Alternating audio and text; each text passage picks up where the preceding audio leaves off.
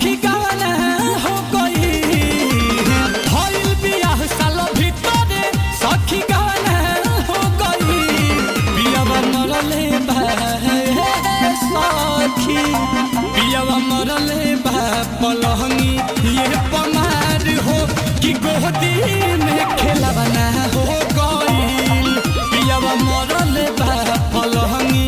ये पमार हो कि गोदी में खेलवाना हो गई।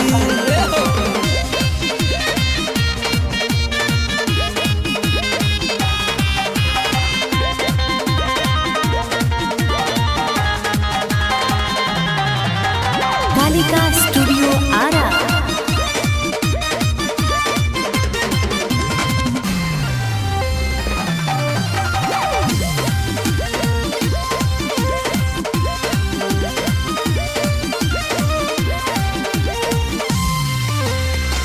हमारा तो साजा मिलल उनका मिलल मजा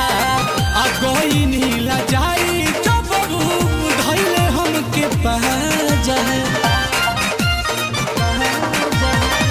हमारा तो साजा मिलल उनका मिलल मजा कोई नीला जाई जब धैले हमके पाजा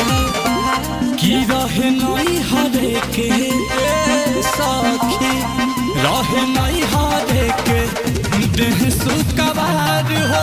भतार चूल्ही लाना हो गई पियावा मरले बा पलहंगी ये पमार हो कि गोदी में खेलवाना हो गई।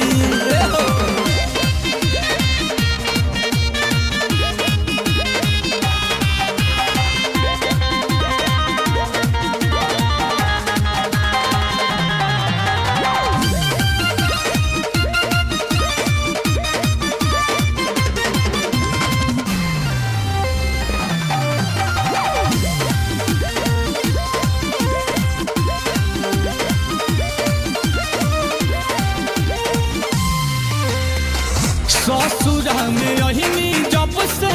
गिने लगनी दिन हो अका चाही जवानी रहुए अब ही कम सीन हो ससुरा में अहिनी जब से गिने लगनी दिन हो का चाही जवानी रहे अब ही कम सीन हो तो कैले बिहारी तो कैले अहदुना बिहारी हद पार हो नील कमल सकबा कवना हो गई पियावा